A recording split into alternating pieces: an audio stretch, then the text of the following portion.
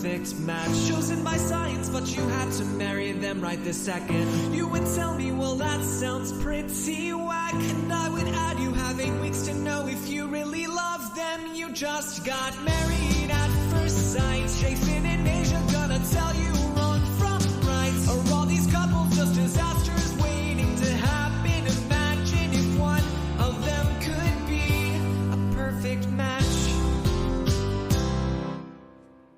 Hello and welcome to A Perfect Match. I'm Aysha, and we are here to talk about episode 25 of season 16 of Married at First Sight. This is part 2 of the reunion. Yippee! So excited. So excited.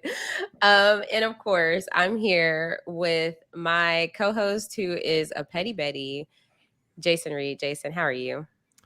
Aysha, I'm good, although I'm a little confused. You called this the second part of the reunion, but I'm pretty sure this was a Kirsten and Shaq intervention, so it should be labeled to try and get them back together. So maybe you watched 2 different episodes. I'm not sure, but we'll find out coming up. Aysha, I'm good. Another episode in the books, 1 week closer to the end. Yeah. It's funny how we got these 90-minute episodes all season, and now we're solid 2 hours. It's 2 hours all the way, to what we originally at one point thought was going to be the end of the season, and they just drew it out 1 week further to a unnecessary Where Are They Now special, to which at the end of this episode, the previews are trying to make us think it's going to be juicy, but I'm pretty sure it's just another trap. But yeah, I'm good. I watched it. I did what I had to do, and I'm here. Yeah. Well, we are not here alone. We are here with 2 of our favorite guests who come on for many seasons that we've been covering this show. We have the dynamic duo from the crime scene RHAPup, Mari and Sarah. How are y'all doing? Hello. They're always in unison. They always end their crime scene episodes. Now they're greeting in unison. It's creepy and crazy and weird. I like it. The other thing we might be in unison on is Jason, is this your revenge? It is. It definitely is, because you two made me watch. To make us come on this. Exactly. Like, we love the show. It's not making us come on the show. It's making us watch the... Yeah. Because, for those not following along, I recently, just last week, did a crime scene episode. Actually came out this week, this past Tuesday. I did a crime scene episode. Usually it's all fun and games when I come on the crime scene podcast, but this documentary that they made me watch was some of the most heartbreaking and devastating things I've ever seen. So yes, as retribution, you had to watch this episode and come talk about it. Yes. Well, I'm glad to be here so I can pile on Kevin Frazier even worse than I did to Vanessa Lachey. So yeah, I'm here and I'm going to be piling on because I'm sure I'm going to get some of that coming my way too from you, Mari. Oh yeah. Always. Yeah, he kind of got on my last nerves this episode. I'm not gonna lie. Oh my gosh. It really had me thinking, like, is there a good reunion host out there? Like, we know Andy ain't it, we know Vanessa's not doing a thing. I don't know, man. Do we not need reunions, or do we just not need reunion hosts? They should get Nicole. Oh yeah, yes. Right. Yeah, she would probably do good. Yeah, I bet she would love to do it. She would insert herself too much, similar to not Kevin, kinda, but similar to Vanessa, to where it's gonna be like, please calm down. Right. But yes, we are here to talk about part 2 of the reunion. Of course, make sure you go subscribe to the Love at First Sight feed. That's where you can get all of your podcasts for A Perfect Match, the show Perfect Match, the Ultimatum Queer Love, Love is Blind. It's a one-stop shop for all of these ridiculous love shows. So make sure you go subscribe. Leave us a 5-star rating and review so we know that you're enjoying it. We do want to shout out a couple. So one is from South Jersey Pete, a very loyal listener for years.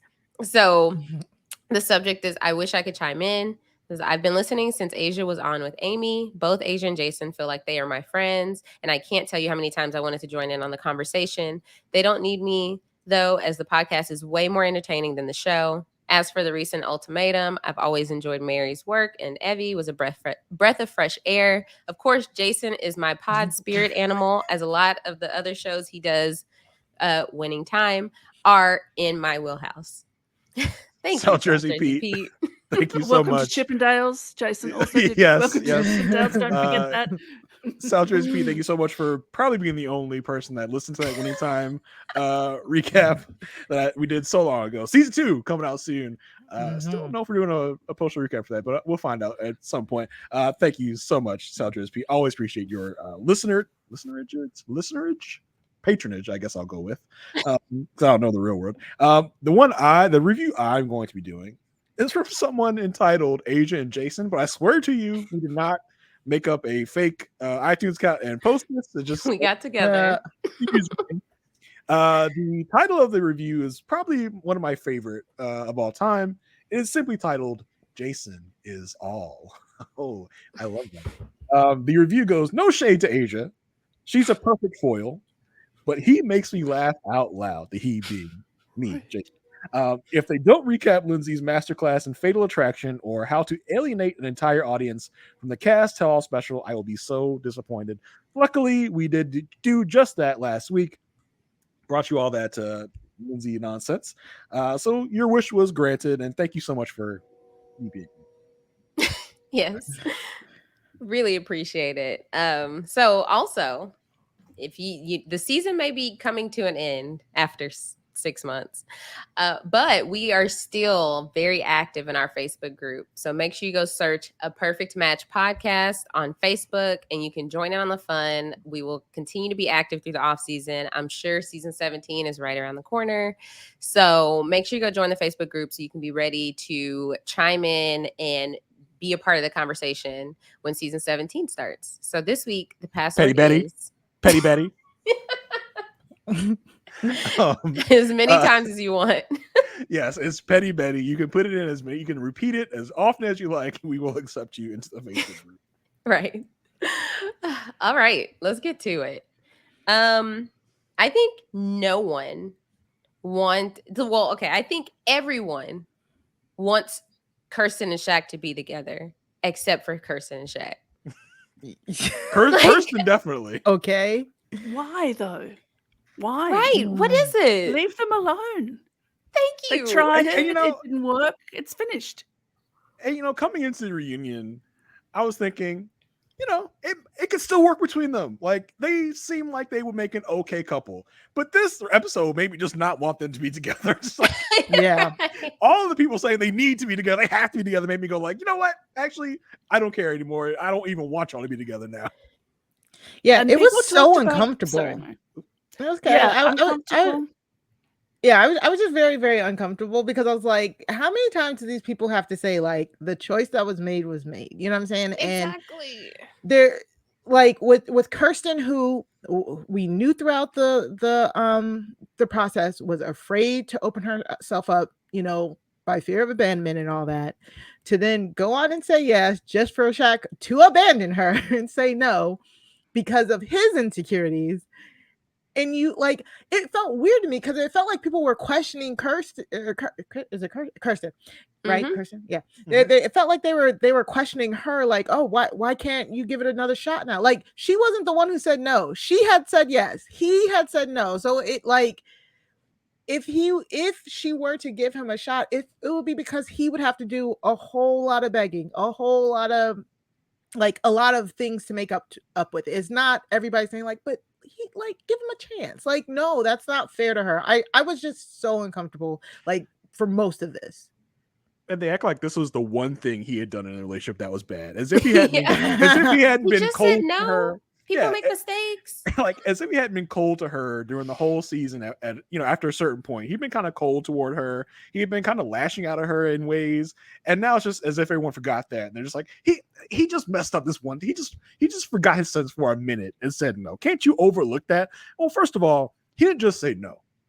He embarrassed her on national television, rejected her on national TV without even an iota of a heads up that he was going to do it. He let her go first, let her say no, let her say yes, and then went and said no to embarrass her. That's a big hurdle to overcome in and of itself, in my mind. It's Absolutely. rude. It's rude. And the other thing I found, many interesting things about it, one of which I'll go back to episode 11, where I came on and I said, why does everybody like him? Not that I listened and thought about my predictions at all. But the other thing that was interesting, people said, oh, look at you, you're even dressed in the same color. But the interesting thing was they weren't. They were dressed in a color that was close but didn't match and was clashing. So I thought, you're not even following through your metaphor of them wearing the same color. They weren't. She looked gorgeous. I mean, of course she looked gorgeous. She's gorgeous. But why should she do the work? Why is it up to her? Why is everyone on her about what she should do? Yeah, it was so. Yeah, and on that close point, if they were matching, they wouldn't have both boldly wore the same color. He would have wore something different and had like shades to complement her dress. Yes. So that's something I was thinking about when I saw the previews. I'm like, they wouldn't just wear. I just feel like that's not a thing. Didn't they bring several outfits and the wardrobe department approved them? Sorry, just a little bit behind the scenes. I can't believe that the women at least only brought one dress. Yeah, because I would imagine she would not have chosen to go out there both wearing this yellow gold. But I'm gonna stay away from colors. Yeah. Have you fixed those settings on your TV? Maybe turn down the saturation, turn up the brightness. What do you have to do? No, I should have. When I thought about it, my remote was too far. And so forget it. You try to get pepper or cinnamon. Get me the remote. Get me the remote. I need to teach them how to do that. Yeah. What else are dogs good for, in my opinion? To get you stuff, right? Right. Go give me some water, please. So basically, we started out this reunion with finishing off Kirsten and Shaq's segment. We basically find out that he said he just didn't think he could make her happy. That's why he ultimately said no. He does regret it. And Kevin was eating that up. He's like, wait, so you're saying you regret it? And it's just like, come on, stop. So even Kirsten was like, look, we had our moment. We're now divorced. And Kevin was like, but he regrets it. Isn't that something? And so she said, look, we had our chance to take advantage of it and we didn't. And so we're moving I agree forward. with her. I know. And no means no, everybody. Exactly. Listen to the lady. She knows. Then, she knows in her soul. She knows in her emotions. She knows it's wrong. She knows the smell's wrong. The flavor's wrong. She knows it's wrong. And you're lucky she was polite and didn't tell you all to off. Yep. Then, for extra measure, they brought out both of their moms, which we didn't even see coming because that wasn't in any previews or anything. I was like, wait, what? So they brought out Nina, who is Shaq's mom, and Lavonda, who is Kirsten's mom. And basically, the standpoint of each was like, Nina, who's Shaq's mom, was like, I would love to be together. I still call Kirsten my daughter-in-law. And Nina, who last time we heard from Nina, was on the phone kind of scolding Kirsten, telling Kirsten that she needs to support Shaq more. And that's the only time we ever heard from Shaq's mom. And now she's coming on here like, I love Kirsten so much. She's still my daughter. I was like, oh, where did this come from? Exactly. Where did it come from? I mean, that's the interesting question. Where did it come from? Why does everybody want them to be together? It is not because everybody loves love. Everybody has a stake, like the production company has a stake in having another successful marriage. And the families of the two mothers don't want a divorce in their family. I think it's a matter of they don't want their loved one like back in the dating pool, back to like looking for love. And they're like, this is a decent person right here. Why can't you just make it work? Without understanding there's so much more to it. You're not in the relationship. And this right here had completely made me understand like Kirsten's side of everything. Because when I came on 7 months ago, it was like the third episode, and I was like, oh, Shaq is so into her and she's not into him. What is wrong with her? And then I like, as you guys went along the season and you guys put it so right, like, she is just not one of those people that's going to open up that quickly. And the fact that she was saying at 8 weeks, like, yeah, I'm still open, I still wanted to give us some more time, should have been that should have been the goal. But to Mhm. Shaq wanted it all too fast. Like Shaq wanted them to be in love, like making plans, like all of this in 8 weeks. Like he did not let go of that thought and that dream for himself. And when it Mhm. wasn't unfolding like the way it is, he just assumed it wasn't worth it. But he didn't realize, like, I'm not even sure if Shaq realized that marriage is forever and not just 8 weeks. You know what I'm saying? Mhm. Like, he truly felt like he wanted everything in that 8 weeks, and it's like this person is still a stranger. And when Kirsten was saying, like, oh, you know, I didn't want to be out in Nashville and introducing him to people, and he's my husband one day, and then people asking me, well, where's your husband? I was like, okay, like Right. people are so used to social media nowadays and people throwing people up and them coming down and stuff Taking like them that, down. and being in everybody's business, that they're like looking at her like, Kirsten, that doesn't make sense. You have to put yourself out. No, she doesn't. Like, operating under some discretion is okay. And I think she saw it as giving them time to make sure that they're making the right decision before they went public. That is not something that they should have made her feel guilty about. I don't think, because they clearly, the pressure of it all clearly got to them, clearly got to Shaq, you know? Yeah. So adding that other layer of pressure with her being Miss on the Town and stuff like that, I don't know if that would have helped either. So it was just a bad feedback loop of both of them having Right. the wrong insecurities for this person specifically that they're with. Jason, you're smiling. I was going to disagree slightly with the coming out in public type of thing. I think it's one thing to not be everywhere with your man, but not to actively be hiding him, I think is a different can of worms. But was she, or is that just how he feels? Because and it kind of sort of confirmed it. She kind of confirmed it. She's like, yeah, I don't want to have him out and meet people outside. It's like, okay, well, that's taking it a little far. Like, if you see them coming down like the street, are you gonna push Shaq into like a pile of bushes? Like, yes, I don't know that man. I don't know him. I don't know him. But she was right. You know, he never gave her, like she said, he never gave her the security to be like, introduce me to this friends because I'm not going anywhere. He said no. But not to mention, y'all shooting a reality show. People are gonna know what you're doing. Like, you can even explain it to them. By then, he would have been her. If they had stayed together, he would have been her husband. It wouldn't have mattered. Yeah, I think to hide Shaq is taking it a step too far. To just feel like, no, stranger danger. I don't know this man. Get him away from me.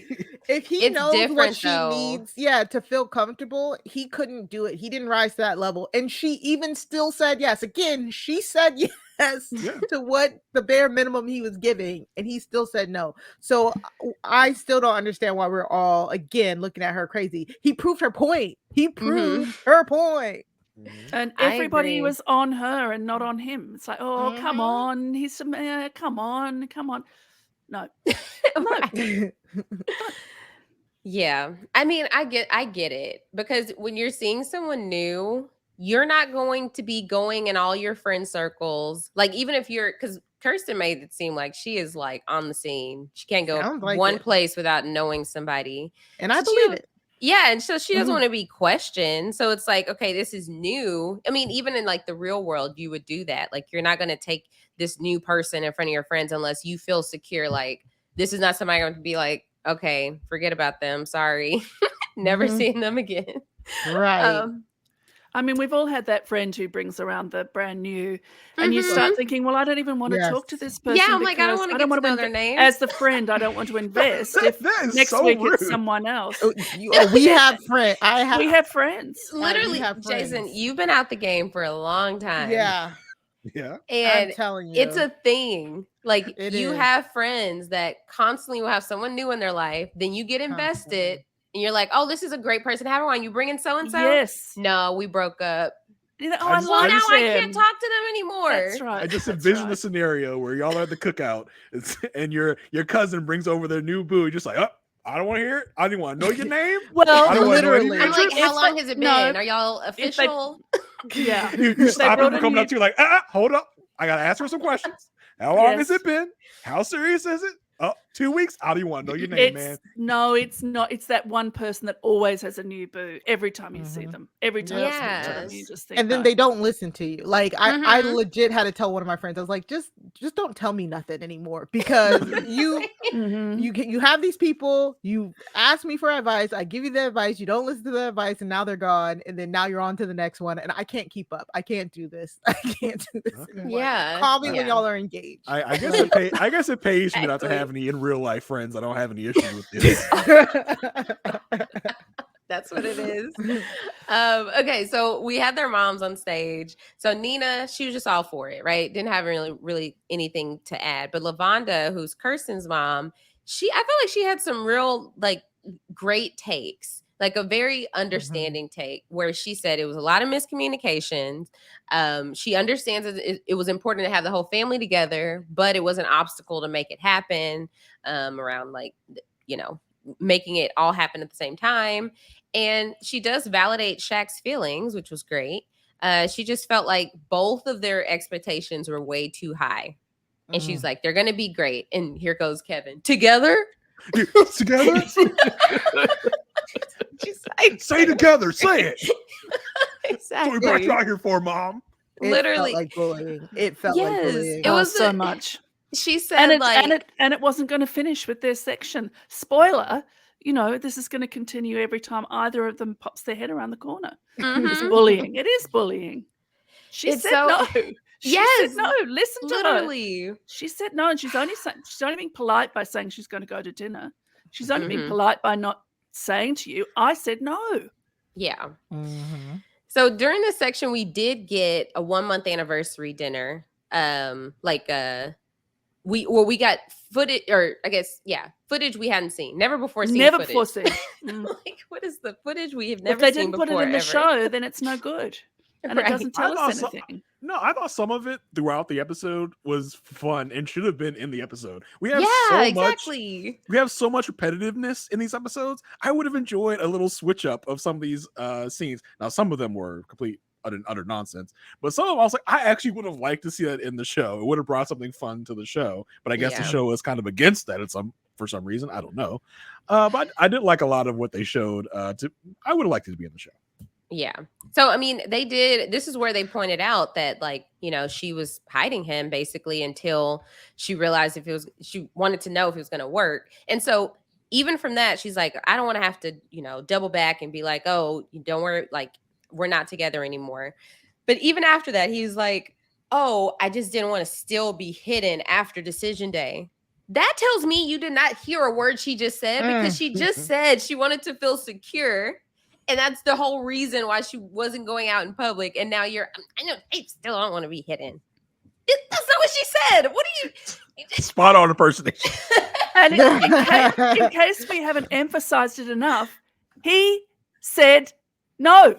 Exactly. He said no. She was right. He said no. Yeah. So they completely were acting like, again, she said no and he said yes on decision day. Like it was the other way around, people. Yes. So Kevin just tells Kirsten, think about the fact that he said he regrets it. Like, because even the moms walk off. I thought they're done with their section. Kevin's like, we have to keep going. Okay. Think about the fact that he regrets it. He's like, just go to dinner tonight. And she's like, okay, I can do dinner. Kevin, even Shaq in this moment says, like, I really want Kirsten to find her person. And if it's me, so be it. It's like, what? Yeah, this is where I have to pile on to Kevin, because, sir, like, take the hint. And then he not only did this for Shaq and Kirsten were probably the most egregious, and it gets so much worse later.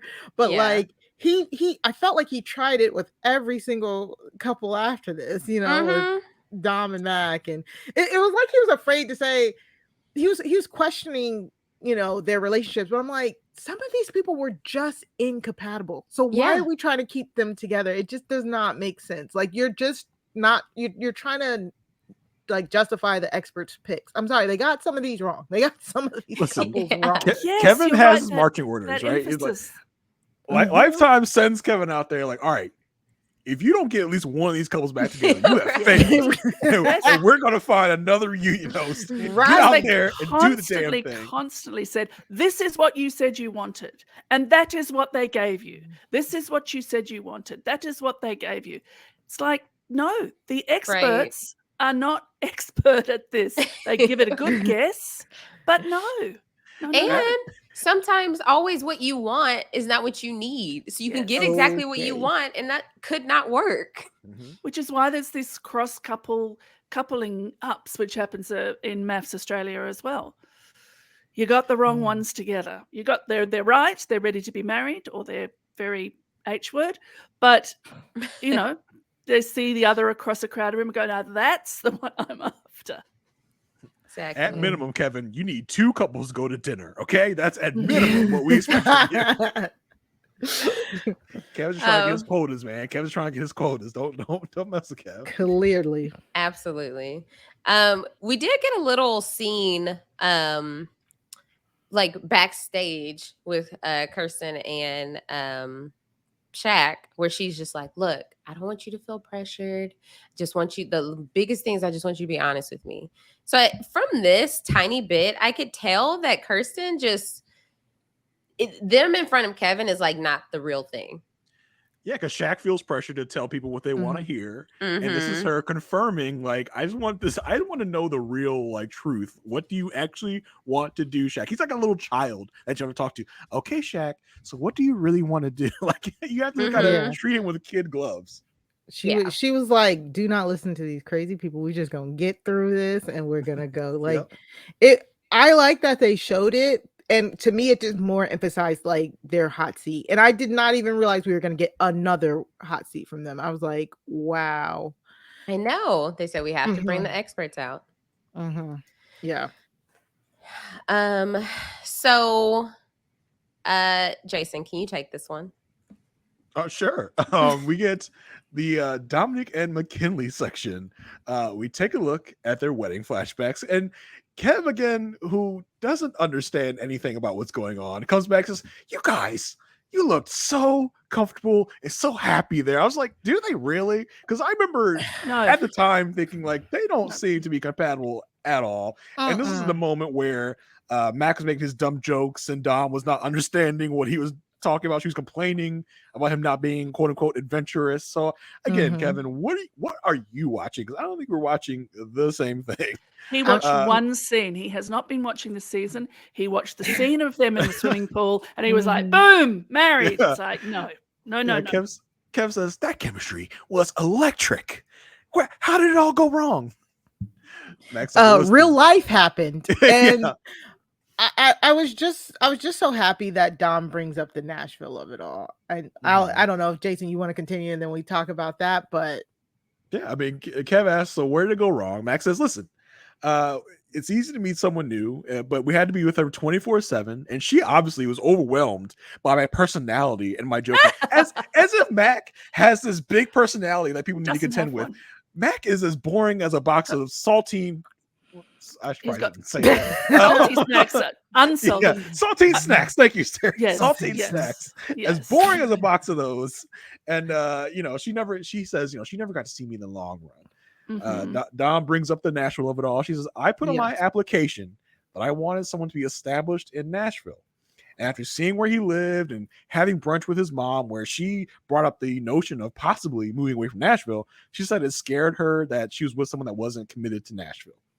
So, go ahead, Mark. Yeah. I was like, thank you. Because from episode 1, I was like, how are you going to give the ultimate Nashville girl a dude from Michigan? Like, I'm glad she called them out, because honestly, I think the experts just said la la la la la on her for her application, because she said she wanted somebody from Nashville. She said she wanted somebody adventurous, like, wanted to do things. You can tell she is one of those like Southern girls that likes to like get out and do things, get her hands dirty. Exactly. And you give her the exact opposite. You give her a guy from Michigan who's bad at cracking jokes. You know what I'm saying? And lives in a basement of his friend's grandma.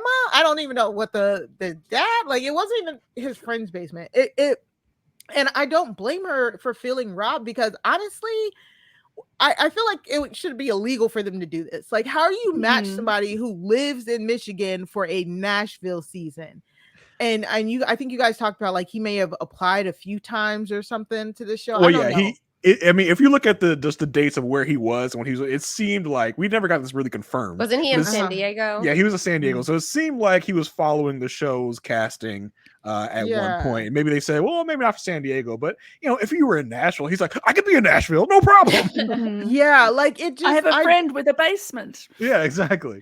I mean, if I say that he's vanilla, that is rude about vanilla because proper vanilla is absolutely delicious. Bluebell vanilla. Bluebell vanilla. He is. Bluebell, I mean, he needs socks and he needs a personality. Apparently, they ran out of budget for the men's socks because there were a lot of bare ankles. But even the color of his suit tells you everything you need to know. It's not royal blue. It's not navy blue. It's not light. It's just this mid blue that shouldn't exist. Like he is a mid-man. I won't say he shouldn't exist, but don't put him with Dom. I mean, I think of Dom as this, I mean, she's sort of overflowing in all senses of the word. And as soon as you see him, you go, how is she going to be with a man with see-through hair? Yeah, they should have just chalked the bullet up for them. Like it clearly wasn't working, and I did not like the guilt trip they were trying to put her through. No, and she was right. She was right to say, like, cut it short. What are we doing? This is wasting everyone's time. I don't need to be on television. Cut it short. And again, it's like they bullied her by saying, "Oh, well, what did you know? You wanted him to fight for you, didn't you? Didn't you want him to fight for you?" In other words, feeding her the story. Just like, well, yeah, I mean, he could have, but no, he knew. And again, they're gaslighting these women and say, "You don't know what you want." And he moved back to Michigan, which is exactly what she said. Again, proving I wouldn't have. Yeah, because Kev asked Mac, so would you have stayed in Nashville? And Mac lies and said, yeah, I would have if it worked out. But of course. She didn't. Yeah. She didn't. I feel like the ideal scenario for Mac would have been somebody who he met in Nashville, obviously, like through the show, but then was open to moving. Like I thought, it feels like Michigan was like the end goal for him. And just like, okay, hopefully I get somebody who's open to moving. And they probably thought, oh, Dom is so adventurous. She'll be open to going anywhere. But I do think they probably asked Mac, so if you met someone in Nashville, would you stay in Nashville indefinitely? He probably said, yeah. He was probably like, yeah, of course. But of course, and we talked about it like at the time where we said if Mac and Dom had worked out, Mac still would have gotten this opportunity in Michigan, and he just would have made her feel bad about not moving to Michigan, making him stay in Nashville. And that wouldn't have worked out either. So, it was DOA pretty much. I mean, his mother asked her, it was like the second thing she asked her that we saw, obviously edited, but at the day after brunch, his mother brings it up immediately. Yep. So it was always the plan. Don't lie. So we get into the decision about the divorce, and Kev asks her, so was it kind of an in the moment thing? Were you planning on it? She says, I wasn't really planning on it. I was kind of in the moment. But there were things that were bothering me, like our communication or arguments, and I just felt like he didn't want to be there. Kevin asked Mac, so were you surprised that she wanted the divorce? And Mac refers to the after party where Dom kind of, in a way, threw him under the bus and says Mac was talking all big and bad about Pastor Cal. Mac says, no, we were just having a lighthearted conversation about why would Pastor Cal, match us together? We're so mismatched. But he never thought of getting divorced that day. And that, he would have liked to stay in the experiment. Dom says that she also didn't go into this thinking that she's going to ask for the divorce that day. She says, I could have stayed longer. But she kept replaying her and Mac's convo about them both being checked out. So she's like, if we're both checked out, what's the point of staying here and doing this just for TV? Kevin says, Mac, were you actually checked out? He says, yes, I was at the time, but I didn't mean it in the way that I wanted to end things that day. Dom says, I know he wanted to stay. That day. He knew he wanted to be over. He's like, wait, why not? It's only 8 weeks. We could, play it through. When she's like, I'd rather not waste my time. Right. Especially when we already had 2 other couples like that on the season. Like, why would we have needed 3 couples that are just treading by, waiting for 8 weeks to go? Like, I give her so much respect for ending it soon, like Sarah said. especially in the face of Cal, who was like, again, like being very forceful with her, like, oh, so you're just gonna give up? You're just gonna give up? And you could tell on her face when she just shut down. She's like, yeah. He's yep, like, do you yep, think it's an yep. age thing? Sure. Don't give me that. You Like- chose me. Exactly. Let her do it. Like, let her leave. Like, I would not. This season would not have been any better if her and Dom had stayed on and pretended to get along for 8 weeks. This was a horrendous season because the matches sucked. I'm sorry. Even in the sit down with the experts later, it was so minor, but Pastor Cal was like, "Oh yeah, it's probably a little growing up to do." Like, why do you keep Big. pressing that home?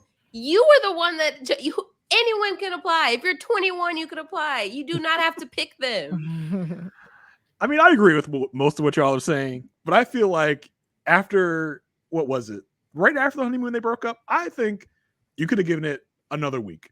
I think what their issues were so minor at the time, in my mind, they should have stuck it at least another week. It felt like at their first fight, it was over. Yeah, I mean, hindsight is 2020. Yeah, we obviously can Oh. see that they wouldn't have worked out. They wouldn't have worked out. Yeah, exactly. He's moving back to Michigan, and he always was going to. And I'm Dom talks planting my about, flag on that. Yeah. and Dom talks about, he shouldn't have let me run off like that. I never liked that kind of mindset of Mhm. Yeah, he never put me should in have my let me. place. Put me in my place. I hate when people talk like that because you're Yeah. a grown adult. No one is in charge of you. No one is your mother or father in this instance. You are your own person. And I felt like she was really putting it on him at that moment. Like, he could have said, put your stuff in the bedroom, and you would have. I don't believe that at all. Right. I don't know if she was really putting it on him. I think she was just forced to say it. Like, Kevin kept trying to give her that, like, oh, maybe it feeding would her. have worked if he had said that. That's what we're all gonna say. That's what all these people are gonna say. If you had tried harder, if you had tried harder, if you had tried harder. I think they came into it really good, where they both agreed, like, from jump. It felt like they're like, we both know that it wasn't going to work out, and then the prying kind of made it seem like they started like poking at each other. But I just think I wasn't mad. I wasn't mad when she left at all. No, I thought it was great. I thought, and if they couldn't also see, if the producers can't see that it's good television, then more fool them. They should have been, lifting them up as examples. Sometimes we get it wrong. Sometimes what you ask for isn't what you want. Look how grown up these two were to know that it wasn't going to work. And just because they, effed in a pool doesn't mean they're going to stay together forever. I mean, who haven't we effed in a pool and then not gone on to marry? Yeah, everyone does But it. everyone does it. So this sort of, again, attacking more the woman than the man of the couple.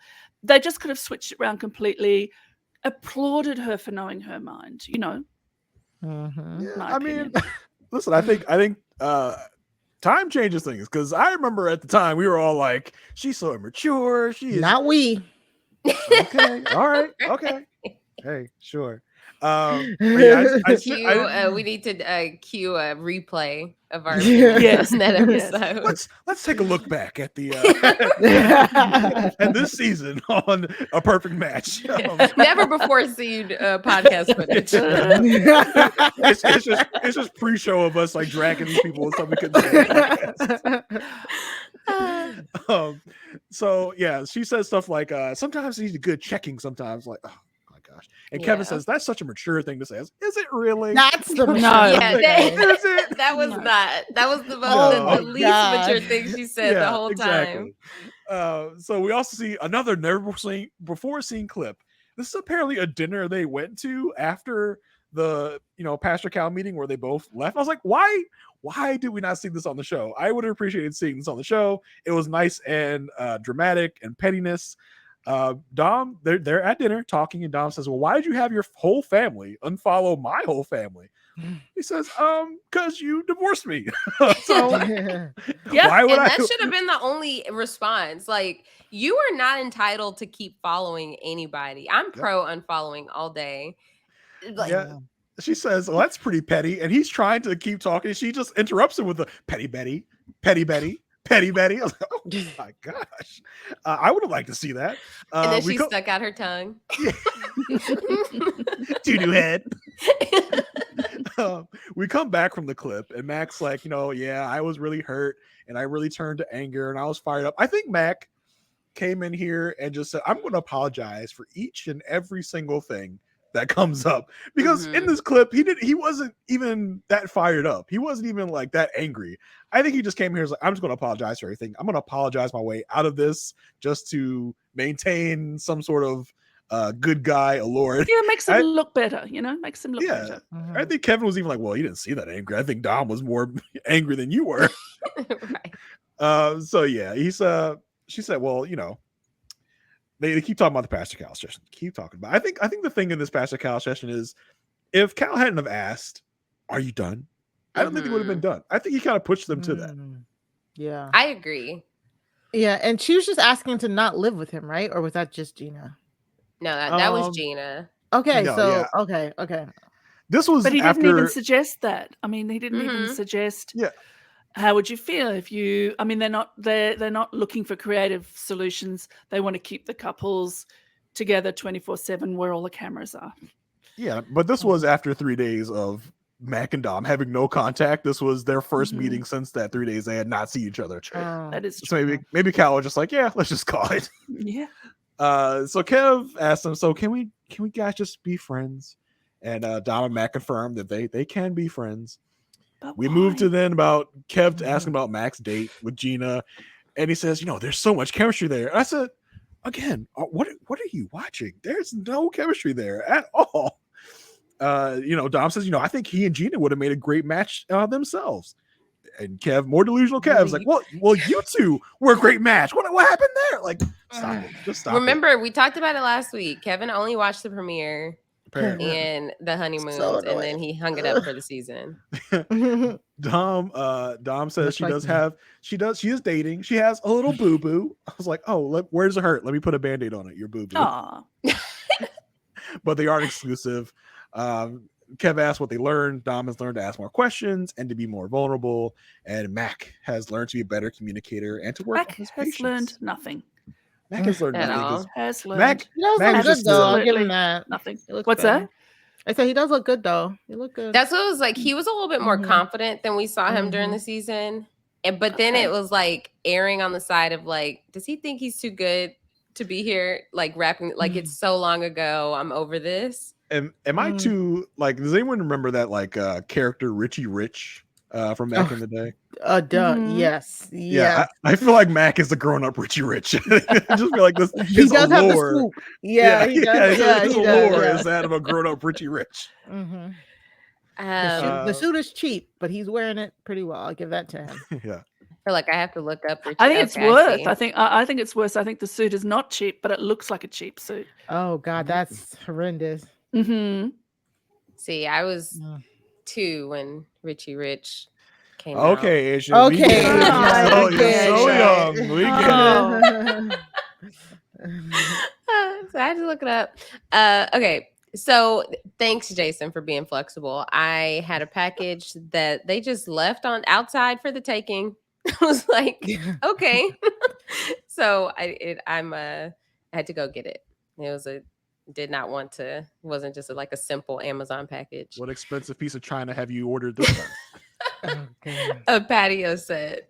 Oh, of course. I don't have anything to sit on out there. I need something to sit on. On all your acreage, you have nothing to sit on. It's my current project is working on my patio. So we had Gina and Mack, as if we needed them. The only reason I think we would have needed a section with them is if they are together. But we find out that it's as if there's been no other date since their first date. It's been 5 months since they had that date. Right. I'm like, what is going on? And Kevin he's immediately in Michigan, or however you say that state. Yeah. He's in a state. He's in a state. And also she's too much woman for him. I'm sorry. Too much woman for him. I like Gina. I've always been unapologetically pro Gina. Yeah. Wow. I'm a fan of Gina as well. I've been hard on Gina this season. I've been deservedly hard on Gina this season. Undeservedly. There's a division. Yeah. It's just again is a bad match. Like it's just a bad match. Yeah. Well, he deserves to go into a cage and never be with other people ever again. But that's Dang. to Who, come. Mac? Oh no, Mac? Oh, Oh, right from the start, and rangers everywhere were embarrassed to have him as part of our tribe. Yuck. So basically, when they sit down, Kevin all of a sudden, y'all look great together. You were just saying he looked great with Dom. What are you talking Get this about? man's eyes checked. Get his eyes checked. The reason it's Exactly. unexplainable chemistry is you can't explain it because it's not there. Yeah. So they decide to recap. They're just like basically trying to see, like, has it been there all along? And they go all the way back to the honeymoon about him, Mac saying that Gina was attractive, and do you feel like you were wrong for saying that, and like how do you think Clint felt? And it was just like it was unpacking unnecessary things. We find out that Mac sent Gina a fire emoji on one of her stories, didn't get any traction. So then he asked about her friend, because technically like she was still married at the time. And so there was nothing much there. And so that's why they felt open to like try something once her marriage was over. Then we get into like what they're attracted to about each other. And it's the same stuff we heard from the date. They just keep comparing, like it's all statements of what they didn't feel in their married at first sight marriage. And so of course Kevin asked, will there be a second date? She's like, well, like, they say that they talk.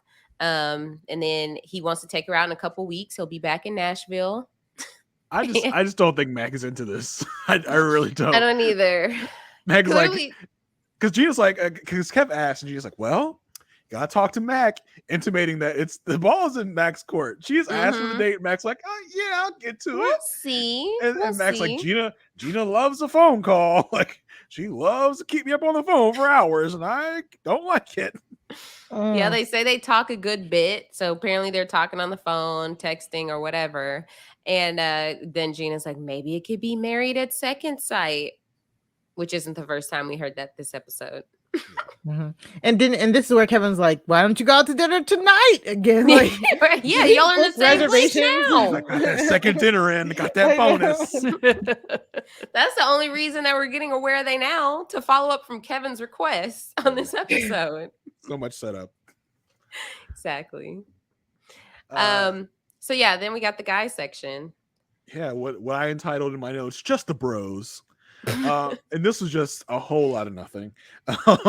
We get the confirmation that we still hang out together, we're just like brothers. And we find out that Clint actually had all the guys minus Mac, because Mac is in Michigan. He had all the guys on his sailboat. He taught them a little bit about sailing. You said that just like him. About sailing. They come to Eris. He says, Eris, you talked about sex a lot, but you ended up with no sexier marriage. Did that surprise you? He says, yeah, it did. I was wishing that we had sex, but I didn't want to mislead Jasmine into thinking that, I was into it more than she was. It's like, all right. There he goes again.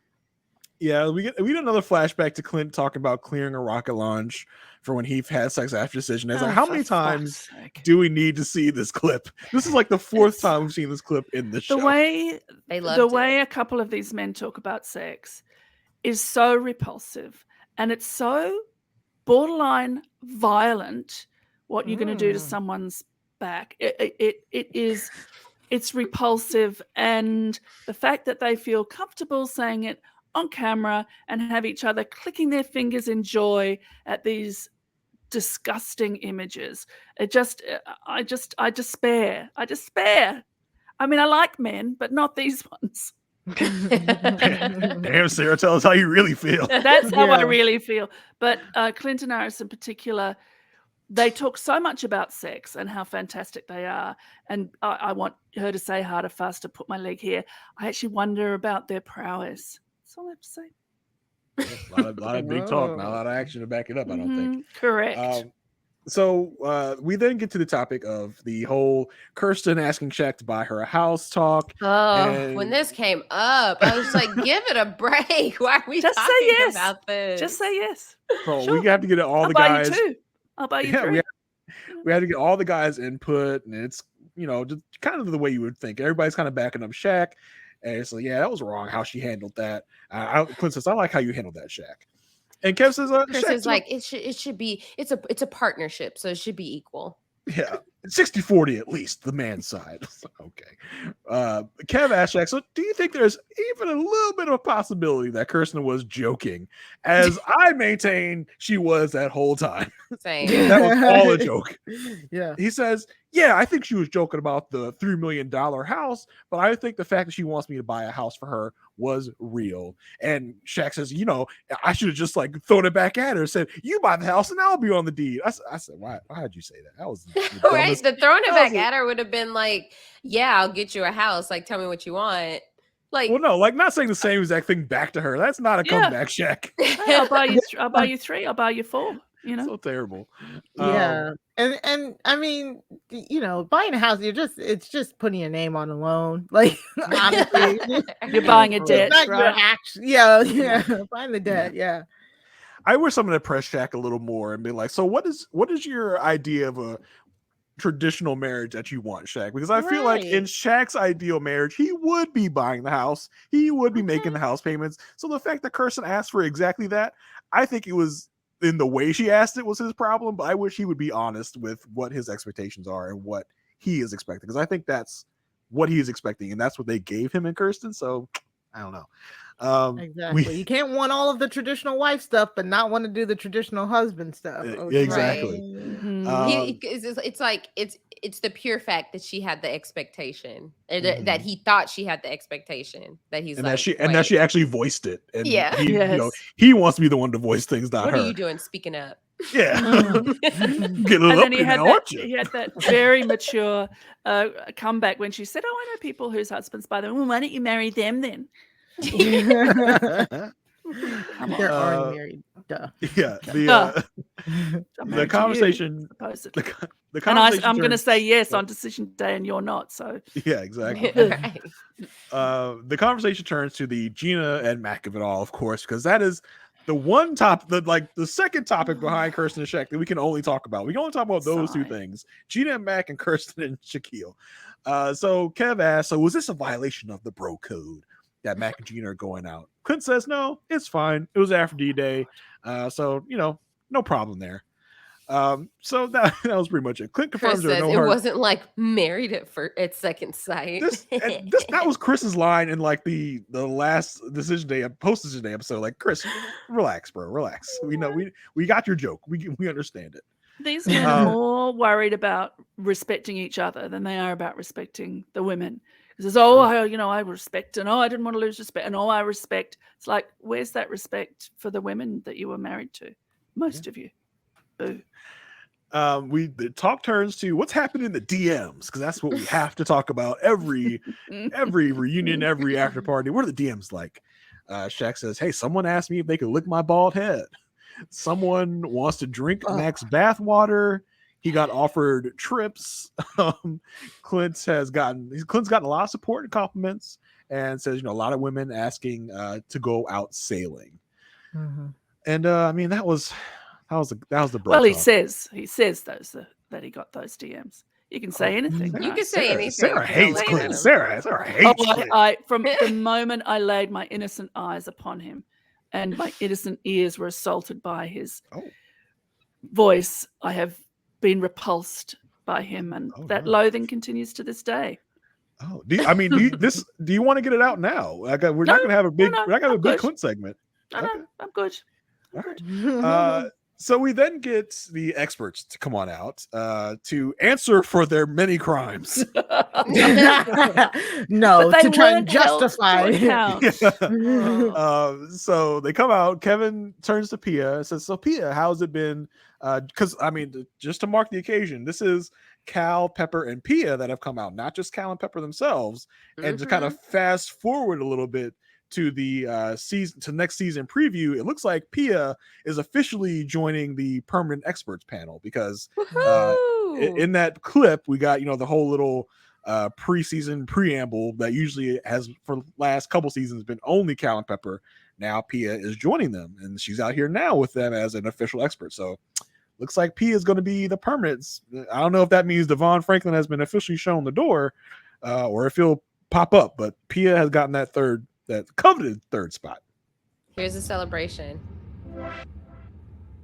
Oh, it's not coming in. It's like a dance party. I can hear it.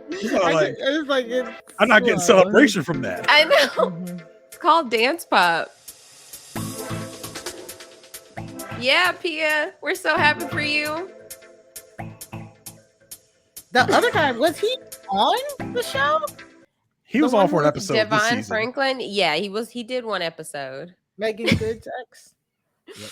But yes, I'm so glad Dr. P has joined. I guess they had to have the trial run to make sure she understood the show. Mm-hmm. But I think she'll be a great addition, and maybe we'll actually get to see, her have a couple of visits with the couples. Maybe. Who knows? Yeah. So yeah, she talks about how great it's been to put all their brains together to come up with these matches. Kevin says, so guys, how hard is it to make these matches? And they begin to kind of justify. So listen, you have a lot of variables that go into these matches. We have to try to get scientific. Yeah, we have to get people who have never seen each other to have enough in common to help each other grow, and it's really tough. Cal says, listen, it's not enough to want to be married. You have to actually put in the work, and desire is not enough. The differences come out, and to have that desire and passion to stick it through is how you'll be successful. Kev asks, so how do you guys feel about how Nashville went? Cal says, listen, we're happy with the successes. I mean, success, only one. But he is disappointed about the lack of commitment that a lot of these people had to stick it out. And he says, it's not a happy time. Okay, it's a little dark, but you know what they need?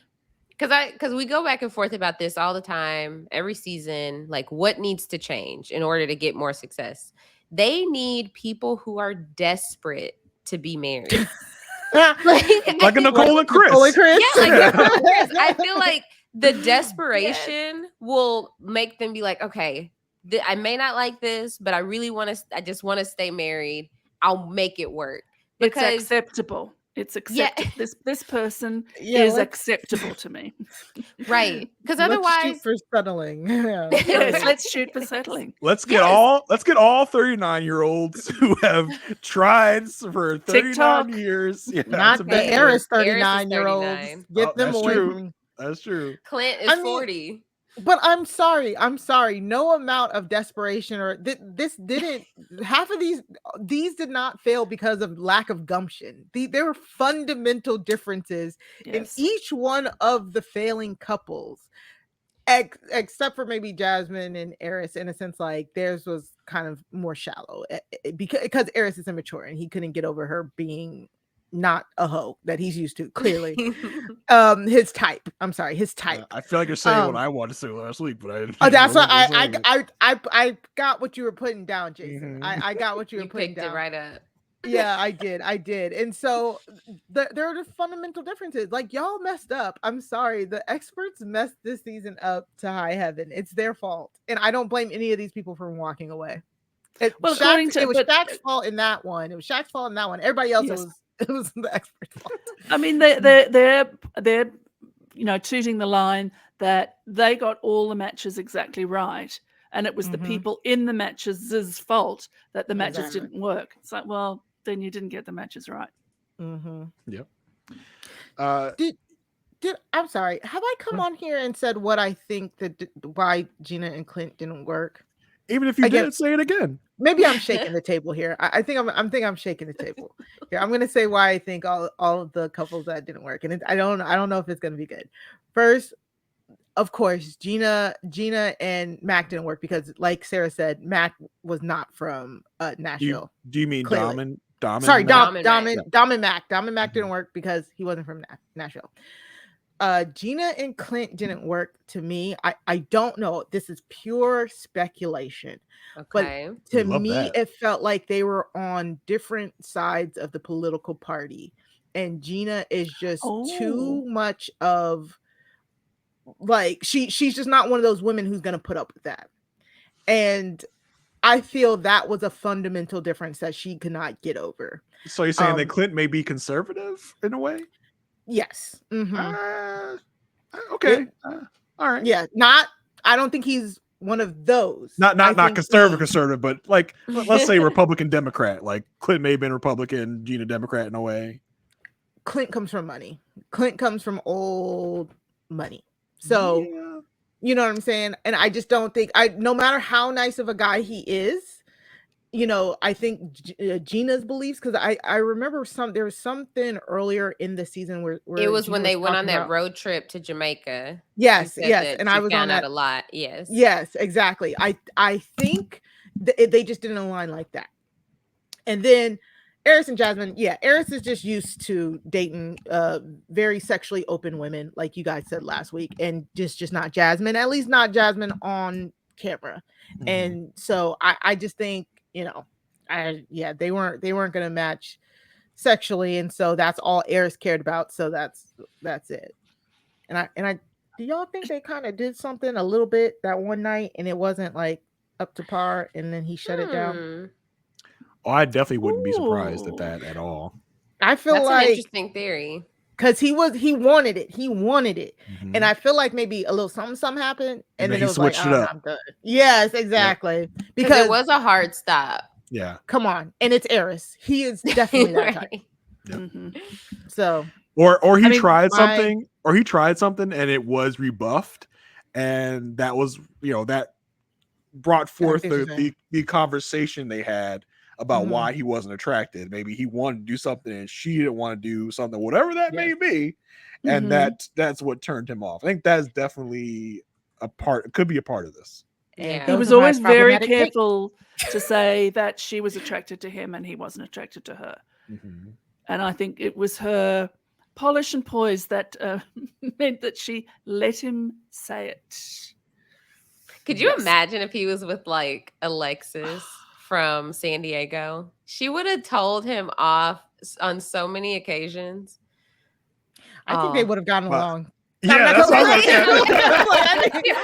sounds like a match to me. I think Alexis and Eris are gonna be like this. I think they're gonna get along well. True. I'm saying if he had the same reaction as Jasmine, as he did with Jasmine. But you're right. If you're taking Alexis for Alexis, she would have aired out all the dirty laundry. She said, "Okay, he don't want to say it. I'll say it." That's what Alexis would have done. But I think she put it beautifully. And yes, it was a polished answer. But just because you're eloquent doesn't mean it's not true. She said 3 times, "Oh, we prepared for this experience differently." And I thought that she not listen to these women when they tell you the truth. We prepared for it differently. He was having sex 10 days before the wedding. 10 days before the wedding that you're getting married.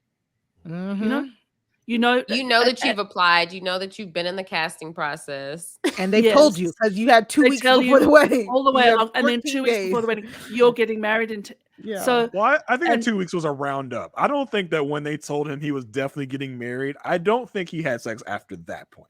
I'll give him a little credit. They said even you taking up for Eris. 10 days. I'm not taking up for Eris. I just think that he was having sex like the day before he found out. Whatever the date, it was a mindset that she was talking about. In the preparation, we prepared differently. But it also, to me, carries forward in that, and we have different ideas about what this is going to be. I think. Yeah, and the fact is, you're having a lot of interviews to get down to the final cut. At that time, he knew he was in heavy contention for a spot, so it's still not an excuse. He was in the final 20, maybe. Yeah, like Dr. Pepper or Pastor Cal would have visited his apartment before he found out he was getting married. If you're on camera getting house visited by Dr. Pepper, you know that you're in heavy contention for it, and for him to still be effing around at that point was definitely a bad look. There's from before the time that you're told that you're in, there's a whole period where you might be in, like let alone the period before when you've applied and you're hopeful. Just saying. Yeah. Totally. Don't ask me any questions. So Kevin talks to the experts. Basically, he says, "Okay, now to bring out your biggest failure of the season, Dom and Mack. Dom and Mack come out. So Kev, so guys, what did you think of when you were matching these two couples?" Pepper says, "Listen, we had the vision that you guys were two young and ambitious people that would really fight for this." Cal talks about how the pressure will bring out the best or the worst in you, and it really brought out the worst in them. And they made a rash decision. And if they would have stuck it out, they would have seen some of the positives that, led them to match them together. Max says, coming into this, I told Dom to tell me things she didn't like about me.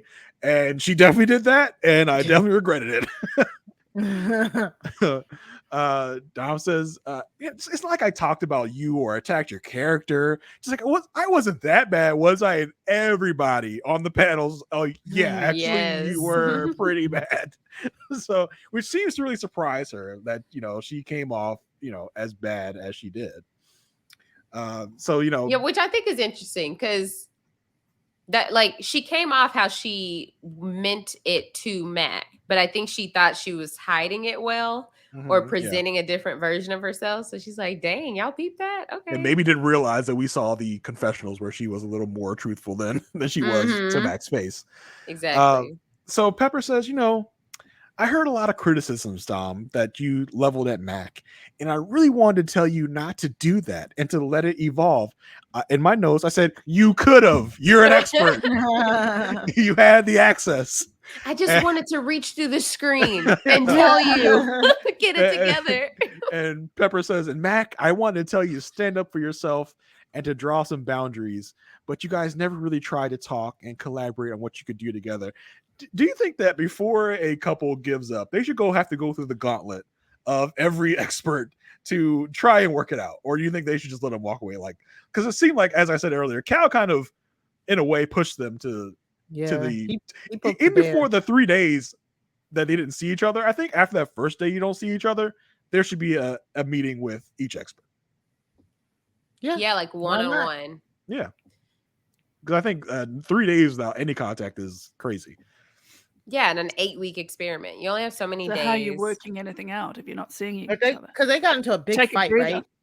And then Dom was saying that Mac was. They didn't bring it up here at the reunion, but didn't she say he acted different when the cameras were off or something like that? Yeah, she's like, he was talking big and bad about telling Pastor Cal about himself, but he didn't. Max says that's not really true. Dom says, yes, the Nashville thing is really what caused her to react out of fear. Cal's like, well, you guys, you see each other's value now, and we were hoping that you would see that from the jump. I didn't get that they see each other's value now. I didn't understand what he was talking about. They bullied that girl into crying, man. I was like, yo, this is too much. It's over. It's done. Why are we beating the dead horse here with the two of them? Yep. They're like, I want to make sure you feel bad about taking someone else's place who would have stayed married. Right. It's not like she picked herself. Right. Yeah. Well, the experts are like, I want to make sure you understand this is your fault and not our fault. Right. Who do you blame for this? Mac? Okay, good. It's not us. Not us. We're gonna make you admit that we matched you well. Right. Dom does start crying. She says, I really came into this wanting it to work, and it's hard to fail. It weighs heavy on her heart. And to see the way that she was responding makes her sad. They try and pep Dom up and says, listen, you can only grow from this failure. Dom is surprised. Dom is at this point surprised that she has real feelings and is a real person. I said, what is coming out of my eyes? Is this tears or is this oil? I don't know. Kev pretty much says, thank you for coming. And says, the experts are always here to help. What was that? This was when Pastor Cal was like, when she was like, oh, what am I doing? He's like, this is called humanity, and it's part of growing up. You're a real girl now. Wow. I mean, I don't curse a lot on this podcast, but I was like, bullshit. It's like the experts are always here to help. Get out of here. The experts are never here to help. In what world? As Rob's Nowhere. sister Nina would say, since when? Since when? I mean, I do think they probably have access to some kind of, talk therapy or something like Well, that. that's what but they it's call the not gonna be. producers. It's not going to Yeah. be those people. It's not going to be those experts. Yeah, It's not gonna be Monterey is Pastor their talk Cal. therapy. And Monterey, I don't know if Monterey is licensed to any kind of talk therapy, but they call their producers or talk therapy, basically. Yes. Yeah. Yes. No conflict of interest there. Yep. And then we drag Kirsten and Shaq back out for some more browbeating, The some last more place she wanted bullying. to be. Kirsten was shuffling in. She's like, please don't make me come out here. Like, get up there. Like, it's like backstage, like a cattle prod. You want to get your ass out there. Monterey's holding her arm. Get over here. Yeah, get over there, girl. Get out there. So Shaq and Kirsten come out. They confirm they did not plan this whole gold and mustard yellow ensemble matching they did or whatever. Kev talks about how, I really see hope with you guys now. It's almost as if they think they've built a fire. They want to kind of stoke it up. Everybody breathe on Kirsten and Shaq. Let's get this flame going. They're like, you've had 30 minutes to sit on this. We need an update. Yeah. Right. Oh, it was so icky. They kept saying, but is that the answer? Well, what's the answer? They started like, oh, we're friends. But what's the answer? Okay, maybe we'll try. Okay, but what's the answer? Like, we're dating? Like, we actually got married again backstage. We tore up the divorce papers. I'm going to have Shaq impregnate me tonight. Okay? Everybody cool with that now? Everybody good? Dr. Pepper tells him, we were surprised that Shaq, you said no. And she asked Kirsten, so he says that he was not good enough for you. Did you feel that way? Kirsten says, no, of course not. I affirmed him so much that he was enough, but I understand how he felt that way with some of the stuff that I said. But if we had talked more, we could have got past that.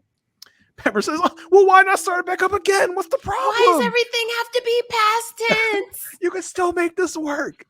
Well, Shaq it's certainly tense. I don't know about past. Shaq says, we just need to really get past what we've gone through to move forward. But at this point, I'll just be happy we can at least be friends. Like, no friends, married. You must be husband and wife. It's ridiculous. Cal says, well, Kirsten, let's ask you, do you see a possibility for more? Kirsten says, at this point, I'm just lost for words. I'm not sure if he's being genuine. I want to be sure that he is, and I just don't want him saying what people want. I don't want him saying what people want to hear from him. Yeah. Kev says, listen, Kirsten has been really hurt by you, Shaq. And Kirsten starts, crying a little bit, and everybody's like, oh, Kirsten, it's okay not to be fine, but it's not okay to say you don't want to date Shaq anymore. Let's make that clear. That's not acceptable. Yeah. Cal says, someone here needs to initiate between the two of you and to put out in clear terms what is or what is not happening.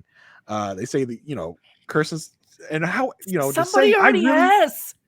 Yeah, it happened already. Cal says, Kirsten, how would you feel?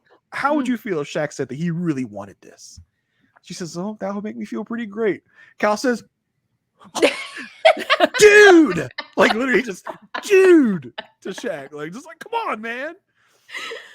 And Pepper says, listen, Shaq, you're going to have to step up and make the first move because you are the one that said no. So you're going to have to be the one to really drive this. He's like, okay. He's like, yeah. Shaq says, I'm just not sure how to make the first move and to tell her that I really want her in my life.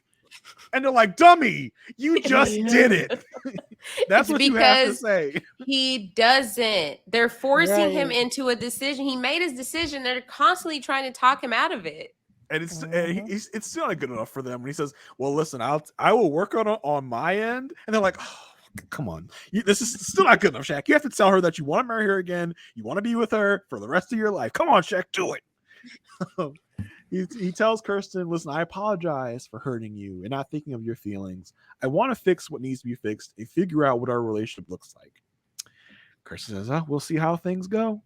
She does feel like there's something there, and hopefully they can make it stay there. Cal has just had enough. He has done his patented Cal glasses take off, and he is just stressed and exhausted. He put this on himself. For sure. Pia says, listen, you guys need to plainly say what you need to repair this. Kirsten tells Shaq she needs to know how he feels about her because she is not to be played with. She doesn't have time for all the emotions. She doesn't want to be all over the place. And she needs to hear that he wants to work it out. It's not 1 foot in. It's not 1 foot out. It's 100% truth. Everyone is satisfied. They have beaten down Kirsten and Shaq enough. Which, how is this, like, if anything, if I were Kirsten, this would be my answer. I literally just made it plain to you. If you want to do this, be all in, make the decision, because I don't want to hang around. This was the alley-oop. If he did want to be with her, to have the slam dunk. Okay, Kirsten, I want to give us a fair chance. I do really regret my decision. I want to make this work. This would have been his opportunity to plead his case. It wouldn't have been a more perfect opportunity than after she said that. But instead, he was like, yeah, all right.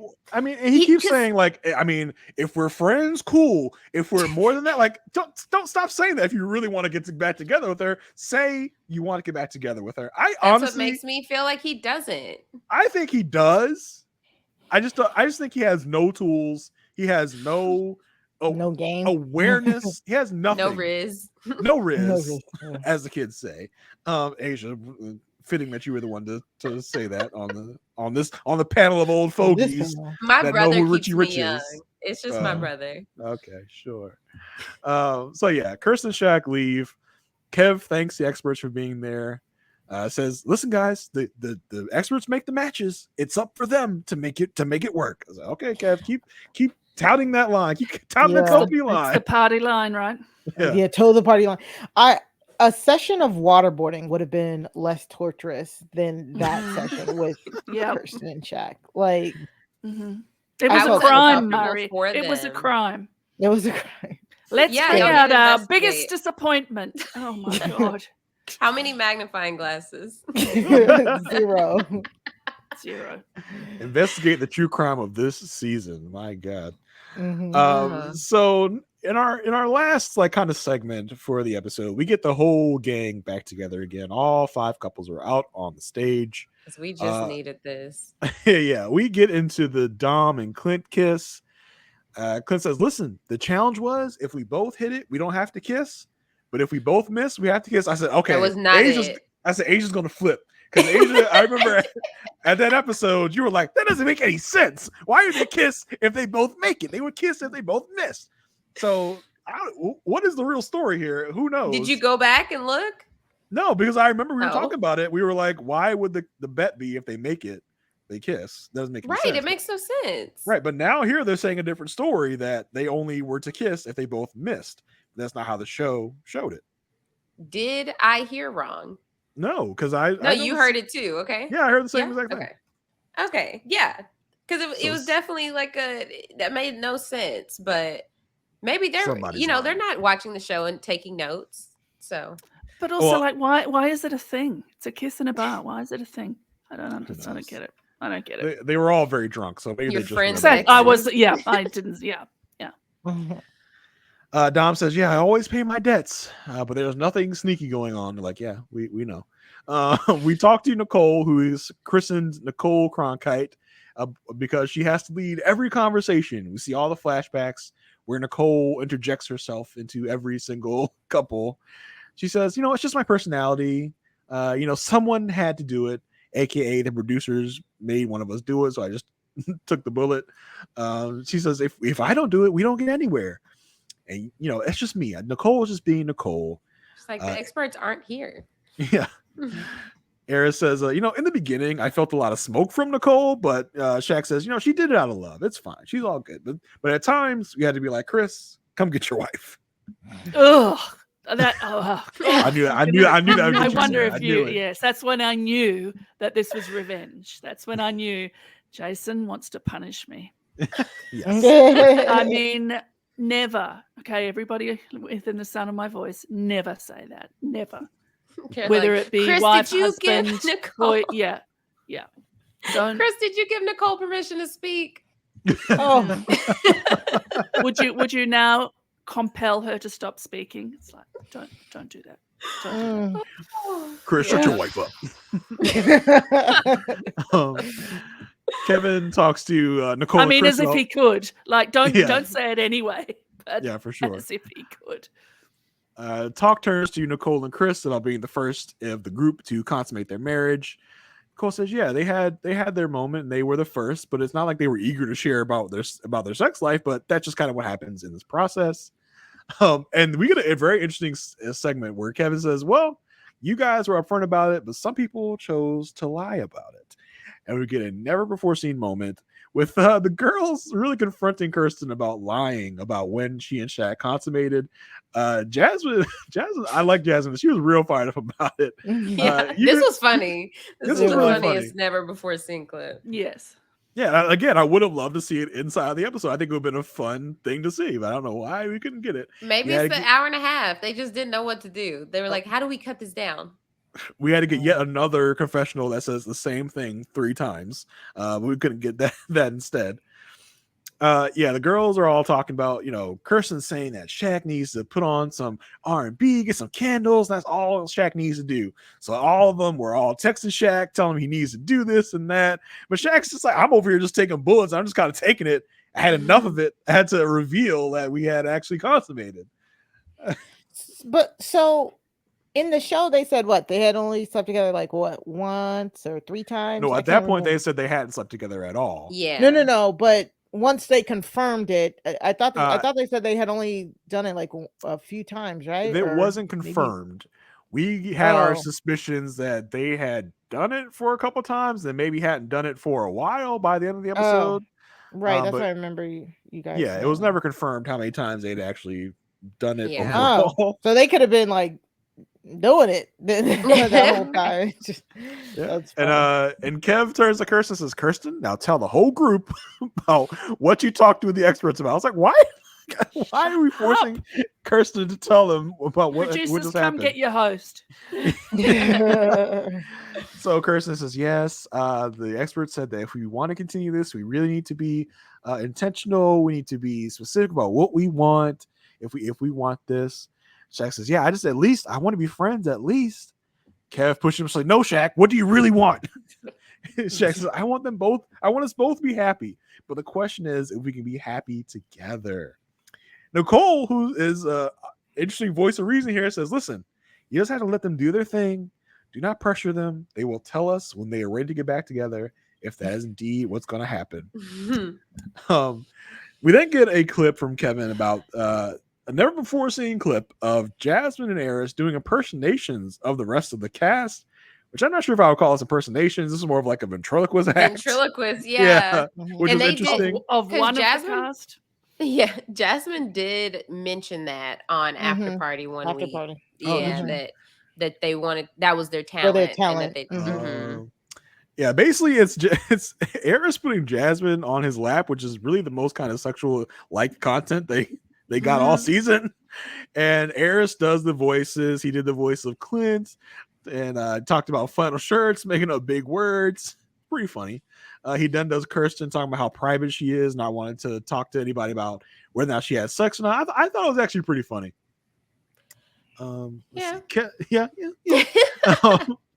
Kevin puts Eris on the spot and says, listen, you got any other new impersonations? And Eris is like, no, I'm good. And he talks about how they were going to do it for the talent show at the retreat, but ended up not doing it. Shaq, who is just so unfunny. So we're going to do the same thing. Kirsten, get on my lap. Yeah. And he does some dumb material about Eris not having sex during his marriage, saying how I'm a virgin in my own marriage. Yeah, I'm a virgin in my own marriage. I was making fun of Chris for being a virgin, but I was a virgin in my own marriage. Oh, God. Really terrible. And they're laughing. I'm like, y'all, why are y'all trying to make him feel better? Really trying to keep his spirits up, I guess. Now, in one of the best clips of this episode, we see a package of Clint and Hank just being together as dog dad and dog son. I know, Aysha, you probably still wiping up the tears. So I will say I did watch it twice. Of course. Because I watched the episode live, and then this happened. I was like, wait, I really need to soak that in. But the fact that there wasn't a dry eye in the room. You would have thought like they would have had this energy towards somebody's relationship not working or somebody's love. But no, Gina was crying. Nicole, Jasmine, even Clint. But it was so cute because they really did create a bond. But this is the thing about bonding with your boyfriend, girlfriend, husband, and wife's family and friends and dogs, because when it doesn't work out, you lose that relationship. I mean, some relationships that have broken up, you mourn their mother because you got on with them, or their friend that you can't see anymore. And although I will not bend on my loathing of this man, this was an absolute tragedy, because there are some dogs, other people's dogs, who, I mean, I like all dogs, but there are some dogs that, I mean, I flew to Adelaide when I knew that a particular dog was about to go over the Rainbow Bridge, and he spent the night on the bed with me. I flew to another state to say goodbye to a dog because this dog was so important to me. So I think it was tragic, because he did become in love with this dog and had a genuine relationship with him, and is, you know, and they said, "Oh, you're going to get your own dog?" It's like, no, he wants Hank. He wants Hank. He wants Hank, and he can't have Hank, and he can't have Hank in the way that you need, you know, to be with the dog you love. Let's put it that way. Yeah, and they didn't say it outright, but it feels like Clint and Hank haven't spent much time together since you know, things ended back in Nashville. Like he misses But him. yeah, why would they? That's the thing. So you know, this is because there are plenty. Yeah, I was gonna say there are plenty of relationships. Yeah, there are plenty of relationships that, like, they get a dog together, they break up, then they actually co-parent the dog and spend equal time. I know you love that, Jason. But I have seen firsthand couples that have broken up and will, like, oh, I had the dog this weekend, or I have the dog this week. I feel like before Aysha goes on a first date, she gets papers drafted that says, I have custody of these two dogs. Nothing that ever happens is going to change that. I need you to sign here, initial here. I just need to know that they really like dogs, because that is a hardcore deal breaker. But I will say that it's sad for Hank too, because, like, yes, it is really sad for Clint, but Hank's wondering, when's Clint coming back? And no one can ever tell him that Clint's not. That kind of breaks my heart. I mean, if Gina can step away to take a vacation every once in a while, maybe, you know, Hank can go over to Clint and be on Clinton's boat with him, like the certified babysitter. Yeah, free babysitter. Yeah. Yeah, Clint does confirm he's planning on getting a dog when he's ready, and it would only be if it's Hank sized. You think Clint still sends Gina texts like 15,000? Like, right. Yeah. I mean, shoot, I feel like it. Even Clint, I was about to call him Hank. Clint probably asked Gina, like, "Hey, like, can I see a picture of Hank?" Because that's so sad. I know, but it's just like when I had a roommate, like, I loved her dog, and I haven't seen him since she moved, and I just, like, I get pictures of him all the time, but I miss him because it was just like, that was like my little buddy. Obviously now, I don't know. Did he say he was 3, maybe? I'm not sure. He's a big boy. Money? Like, I'm thinking, like, oh, man. How much money to give up pepper and cinnamon, Aysha? How much money? Aysha, you said $1 million. So no, I did not say $1 million. I said it had to be high enough to where, like, maybe like $1 billion, where $1 billion, so that you could hire someone to steal them back. Exactly. Yeah. Good plan. Yes. Good plan. Full circle. But yeah, I feel like the cutest moment of that little montage was the end when he told Hank to go to bed, and Hank just laid on his bed. That was so sweet. Like, that's his bed. That's him going to bed. Oh, God. I'm sorry. The way the bank account is looking like right now. Yeah. What's your price? No, ready to go. Ready to go. Mari, what is your price? 20 G's? No. 20? Is it more? Come on. No. Listen, I got a 14-year-old over here. I'm ready to pack up for like $10. So. 14-year-old human, that's different. Well, whatever. Humans Y'all are reach the out. fun. Y'all reach out. We can make a deal. I can negotiate. Not the I'll pay- human trafficking. I'll on the pay you. I'll podcast. pay you to take her. Oh gosh. I'll take it, Sarah. I'll get an exchange. Oh, I'll she'll get an love that exchange. Australia. Like, Yeah. What's I'll it get an called? exchange. Excuse my ignorance. What is it called in Australia? $10. Oh, it's dollars? Really? Yeah. Oh. Oh, That I wondered if you were asking about the note, because the notes all have names. So the Yes, $20 is yes. red, it's called a lobster, and the 50 is yellow, it's called a pineapple. Oh. wow. Yeah. That's kind of Anyway. cool. How do you not get confused if you're talking about actual lobster and actual pineapple? I'll give you 10 Well, lobsters for that one lobster. Yeah, or you can call it a yellow drinking voucher. So if you might give Mm. someone a yellow drinking voucher for their birthday. Y'all do it fun over in Australia. I gotta come Right. over. Yeah. Your money's fun. Yeah. Yeah. Leave the Yeah. 14-year-old, Jason. Just come yourself. I'm ready. Trust me. Kevin asked them, so has MAFS? Oh, I'm sorry. I cannot skip the package of outtakes and silly moments, which were awful. I was like, how can your outtakes be boring?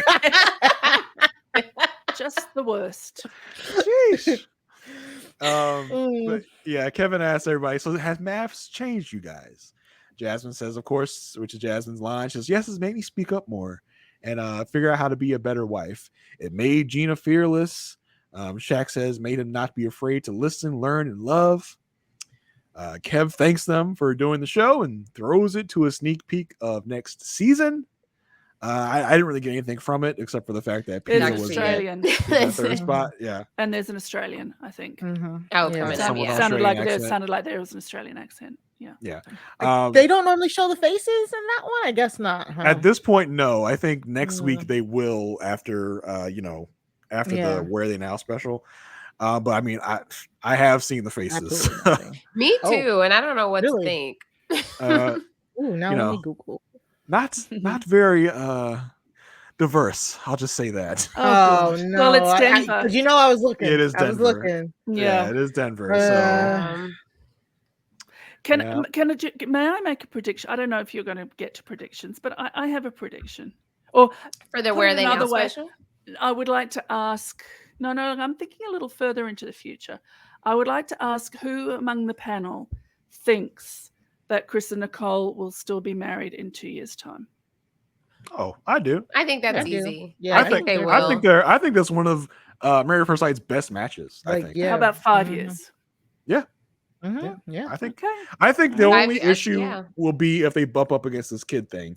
I think that would be. Well, they're a going to deal breaker. revisit it in 2 years' time. Yeah, I think that will be a Mhm. deal breaker. I think that's probably the only thing that will be a deal breaker. And I feel like, unfortunate or not, Nicole might override her own feelings of not wanting children to give Chris what he Many a wants. woman has Mm. done so in a married Yeah. relationship Mhm. in order to keep the relationship, Right. sadly. Yes, look, I agree. I think that I think the experts got lucky. I think if on paper they would have not taken those two to be the golden couple. But I just right from the start, and again, my prediction was they were going to stay together.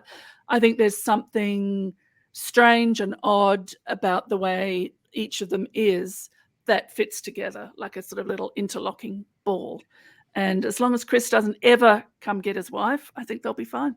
Mhm. I think what Asia was saying about people that need to be desperate is what Yes. make Chris and Nicole work. I was not going to say that, but yes, I completely 100% agree, because I think also each of them privately thinks, if not this other person, then there's nobody who will ever have me. Yeah, I'm never Yeah. going to find somebody. Yeah. Mhm.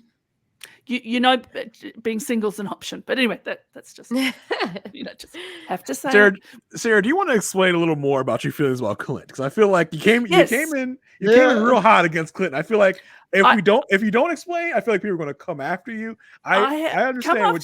Come after me. I I've get always it. I've But I always feel said like this about Clint. Clint has kind of been the darling of the back half of the season for Oh, most of no. the MAFS fans. Mhm. What's good So, about him? hey, Owning class, arrogant, very high on his own supply, must be in charge. Everybody else is wrong and he's not. just his behavior. I think when it must have been the episode I came on, they'd had the safari, not the safari, the trip to the waterfall where they got quote unquote lost. And they weren't lost for a moment, and it wasn't adventurous. They got in a bus provided by the resort, which took 2 hours to get to the waterfall, excuse me, and then they walked down the man-made steps to the waterfall. According to him, that was an adventure. There's something about him, his self-satisfaction, his delight in Iris's foul and violent discussions about sex, that is just completely off-putting. So, yeah, look, I mean, I'm happy to discuss it, but I won't be changing my mind. Oh, no, I don't expect you to at all. I think the thing about Clint Jason, is... what's your rebuttal? I don't have much of a rebuttal. I think the thing about Clint is he read the room at that explosion he had at the honeymoon. It was like, I think I should be on my best behavior from now on, and just decided not to make an argument of where he could have. So I think he just wanted to kind of ride out the last, however many weeks there were after that. Because I think he saw himself in that moment, was like, I'm going to look like the villain in this. Let me not do that. Even though he probably doesn't think of himself a villain, I think right after he said something about the optics and how it looks. So I think he's concerned about that. And he's like, let me not do that anymore this season. So I think that's part of it. I don't think Clint is this dreamy man that everyone's kind of making him out to be in a way. Because I think... what are their names? Give me their names. I mean, there's a lot of people thirsty. They're in the Facebook group. Yeah, there's a lot of people thirsty for Clint. Sorry, Facebook group. Out in these MAFS streets. More and a lot Clint of people for thirsty you. for him. So, yeah, I think... I think the episode 11, I said that I think there'd been a turn and he was now being more acceptable because they both knew that they were going to say no. Yeah. Like right back then. And I think that's where the ease came from. And that's why she became more playful. And that's why he appeared more sort of fun and pliable, is because there was either a joint decision or a private decision by either of them. Like, no, like the switch went off and then they could just sort of pal around. Yeah, I think of the two of them, it looks more as if Clint wants something more, and Gina has just really kind of shut the door on it and be like, no, not happening. So I think that's also what kind of turns fans toward Clint's camp. Yeah, so sure. Okay. I agree with a lot of what you said, Sarah. I'm not as intense as you are about it. But yeah, I just wanted to kind of get that out there. Just trusting my gut. Yeah, I'm with Carl told me to. Yeah, of course. So the next season preview, not next season, the preview for the Where Are They Now special. Did anyone get anything really out of that? It felt like out of context Clip City to me. Yeah.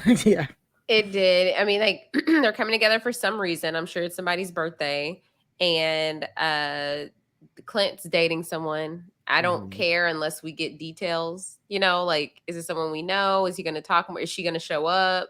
Is it someone from a past season? That's they like right. To do. And the fact that they went ahead and spoiled that Shaq and Kirsten went on a date, it lets me know that they're not together because they're wanting us to think that they got back together. Right. And Shaq all of a sudden, some way, somehow, is going to stick up for his wife. You don't talk to my wife like that. Yeah. I just feel like that's, again, just talking about something he would say if the situation arose. I feel like a lot of what those big tough comments everyone was saying was kind of something like that. Like, we went on a date and we were at this bar and this guy said this and I said, don't talk to my wife like that. Yeah. I just feel like it's a lot of out of context stuff. And Gina is quote unquote in love, but then she talks to Mac about him not feeling he was interested. So I don't know. We'll be here to talk about it. And we can't help you. And y'all will be back. Back up. No, man.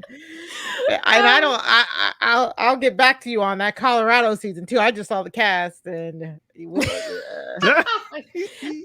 don't know. We might be losing people. It'll be. I'm curious to say the least. But I will say that with that episode, it's going to be a little bit different. We're going to do more of a here are the things you need to know, not a full breakdown. So we're just at that point, y'all. 25 episodes. That'll be the when you 26th said- episode. Let When you us said free. 25. I was like, just I cannot believe. Unshackle me, please. No. Yeah. So thank y'all so much for being here and joining us on this so exciting episode. This was Of fun. course. Yes, of Yeah. course. Appreciate it. Listen, Always and under 2 anytime. hours. Yes. Under 2 hours with 4 people on the panel. That should tell y'all all you need to know about this. episode. Exactly. Yes. Yes. You know, And some of that's- it was, clips from before with us referring to previous episodes we were on. So it was in the spirit of it. It Jason, has I no was gonna- right to be boring. It has no right to Very be boring. true. That's my thing. Be And Jason, I was disastrous, gonna be say- wrong, make us angry, make us happy, make us cry, make us laugh. Anything. Yeah. You have no right to spend all that money and all the time that we have invested and be boring. Boo. Exactly. You know who wouldn't go under 2 hours with 4 people, Jason? Who's that? Love is blind. Nicole. Mhm.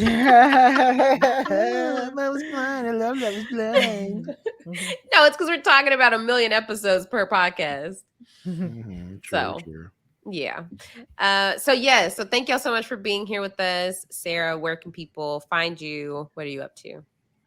People can find me on Twitter at Sarah Carradine. You can tell me all about how much you love Clint there. Mari and I have a weekly true crime review podcast on this very network called Crime Scene, SEEN. This week we had Jason on. Aysha's been on a couple of times. And we look at true crime documentaries, docuseries, and talk about how they're made. Isn't that right, Mari? Yes, And I was ma'am. lucky enough to be on the Wrestling RHAP-Up, but I know that Mari will talk Ooh. about that. Lovely. Yes. Mari, where can people find you? Yes, you can find me on Twitter at Mari Talks Too Much, 2 like the number 2. And of course, like Sarah said, Crime Scene Podcast every Tuesday. Subscribe to us at robhasawebsite.com/crime feed there. And also, I am a part of the Wrestling RHAP-Up podcast where me and Matt Scott, we talk about wrestling. It's very fun. You don't even got to watch. You can just follow along with us. We had Sarah on over the weekend, and then we just dropped our Money in the Bank predictions episode last night with special guests Rob Cesternino and Chappelle. So Money in the Bank is on Saturday, so go and watch us talk about our predictions before that happens. And you can go to robhasawebsite.com/wrestling feed in order to subscribe there, or you can find us just like if you're watching us on YouTube here, you can watch the Wrestling RHAP-Up on the Rob Has a Podcast YouTube page as well.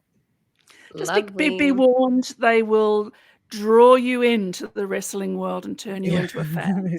So Yeah. that's what's happened to me over time, slowly. I now know people's names, and I know storylines, and I know what moves are called. And I blame you, Mari, but I also think You know what And that a is a double heel down. and a what do you call Face. it? Yeah. a face. Call it a Yes. face. A heel and a toe. Mari, I saw your dog licking the couch behind you. Yeah, or chair. Yes. Ripley. What? Cinnamon has been doing that recently, and I'm like, can you not? Can you not? This is Cinnamon, by the way. We She can thought I go. was done. She ran over here. I think she thought I was about to say goodbye, so she sprinted over here so she could. They always do that when I'm about to say bye, but oh, you're tired. Okay, Jason, We're where just can people waiting on find you? Nice dog interlude. Get back on it. I can be found on Twitter at JAYR1085. And has been discussed, Mari and Sarah tried their best to make me cry on a podcast. You did cry. I didn't cry on the podcast. I cried watching the documentary. Mhm. I felt like Dom. I was like, what are these things coming out of my eyes? What they call tears? I feel like a Moisture. human. It's part but of you yes. growing up. Yeah, I'm maturing. We did talk about the documentary Take Care of Maya. It is devastating, but it is also informative and required viewing, I think, Mhm. as to know your rights as a patient and as a person in the medical system. Other than that, you can find me over on Post Show Recaps talking about the shows Hijack and Secret Invasion. Hijack is with Marissa Garza, Secret Invasion with Sasha Joseph. A lot of fun with those shows over there, so go check that out. Other than that, that's about it for me right now. Asia, what about you? Yeah, I would love to know how many podcasts combined you've done with me, Sasha, and Marissa. A lot. Your favorite co-host. It's in the hundreds. Especially with you, 26 episodes. Yeah. Yeah. Who have you done the most with? I'm kidding. Definitely you. Definitely you. Yeah. But yeah, y'all can find me at Aysha like Asia, that's AYSHA like ASIA, on all social media. And I've just been chilling lately, but the most recently I did a Podcasters versus Survivor Players Brant Steele. You can find that over on Rob Has a Podcast. It was a great time. It was 4 hours of playing a make-believe Survivor game. It's all simulated, so we were just improvising. So going with the punches, whatever decision the system made, we had to go behind it. So that was really fun. I had a great time. But yeah, anything else I'm up to, I will definitely tweet about it. So thank y'all so much for sticking with us. Thank you, Mari and Sarah, again for joining us.